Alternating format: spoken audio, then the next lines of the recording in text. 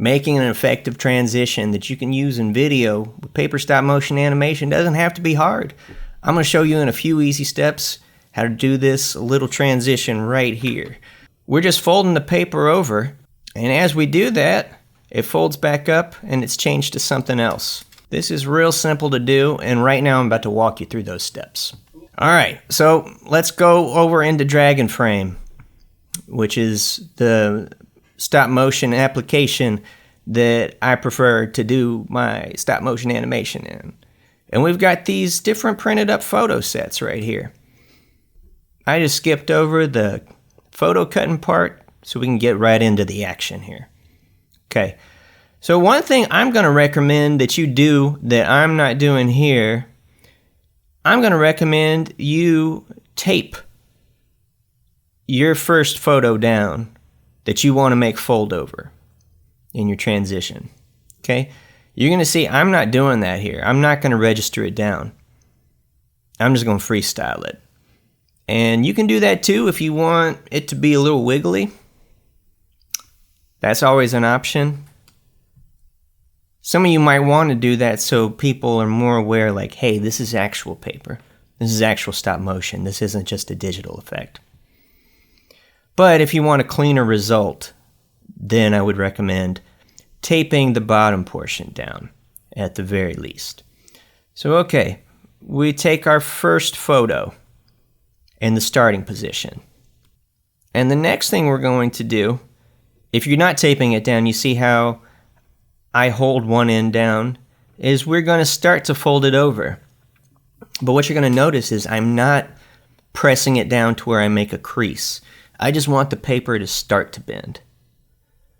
And then after that, you can use onion skins, or what I'm doing right here, which is just toggling back and forth between the photo I just took and the photo I'm about to take, just to make sure that they're lined up. So I'll take that next photo with the slight bend in it, and next time we're going to go in and we're going to start to bend it again for the next frame.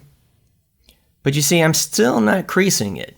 I'm still not fully folding it over. I just want that paper to bend even more so. And then once again, I'm going to line it up, make sure that it's not jumping too much out of shape. And then I'll take the photo.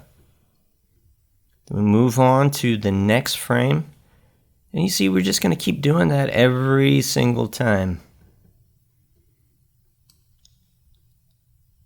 At this point, we are on our fourth frame. I'm doing this at 12 frames a second. And you can see I'm just about creasing it at this point. Like, I'm really putting some weight into it. At 12 frames a second, by about the fourth or fifth frame, you want that motion jump to be more pronounced. Okay, for this fifth frame, I've creased it, but I don't want it to be fully closed yet.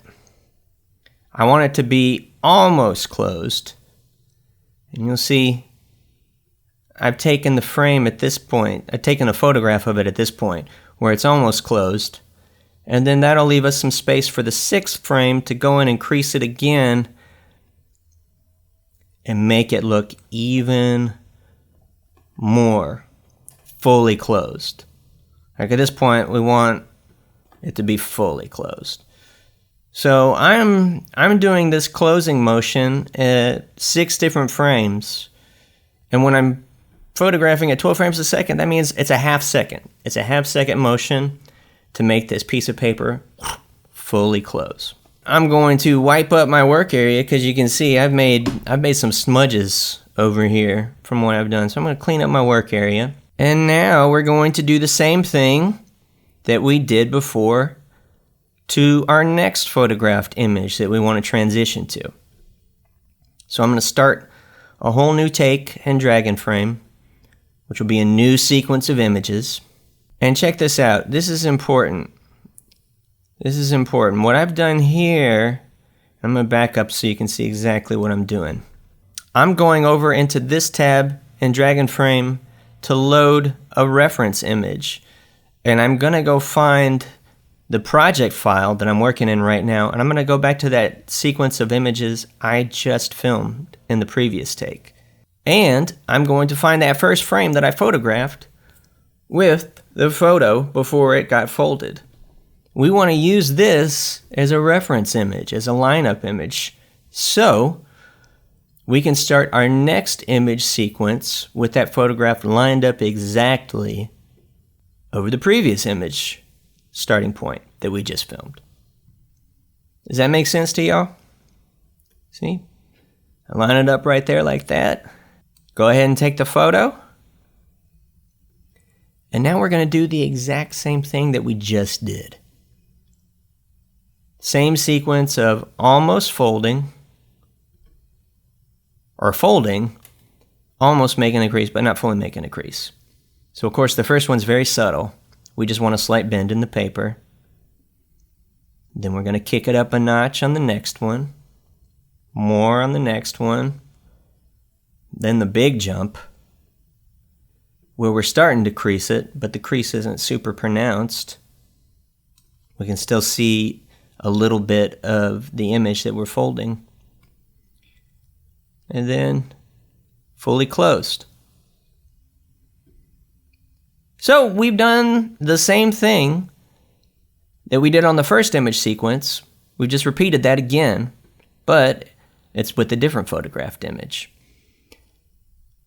So now what do? Well, we're going to put these together.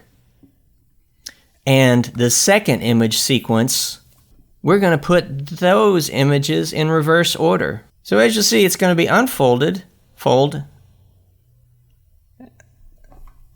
and then go from fold to unfolded. So it looks like it's transitioning between the two. Let's take a real quick look at how I'm dealing with this in After Effects. So I've got both image sequences imported into After Effects. Here's my first one, the one I'm starting with. And then over here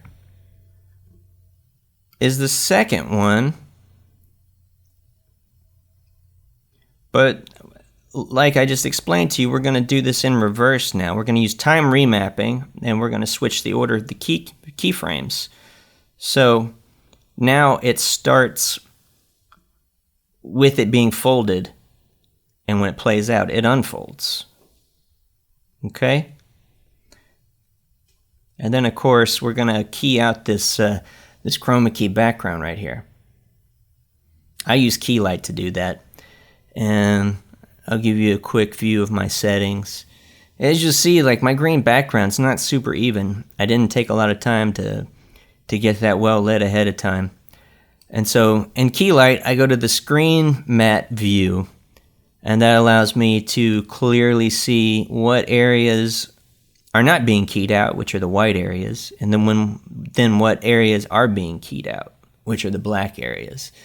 And I mess with the screen gain until I think it looks good. And then we see the final results. And you know what? I can even throw a matte choker on afterwards to clean up the edges a little bit. So once again, this, and then we're going to rotate it to portrait size, and this is how it's going to look after the fact. And there you go. Super easy to do. You can incorporate this into videos, slideshows, other things like that. It's a way to use your stop motion, paper animation skills with a variety of different projects. I hope you found this useful. If you want to see more stuff like this, just let me know. I'm going to keep making it for you. Let's all become stronger animators together. Thanks for watching. Like and subscribe if you enjoyed this, and I'm going to see you in the next video. Keep it crumpling.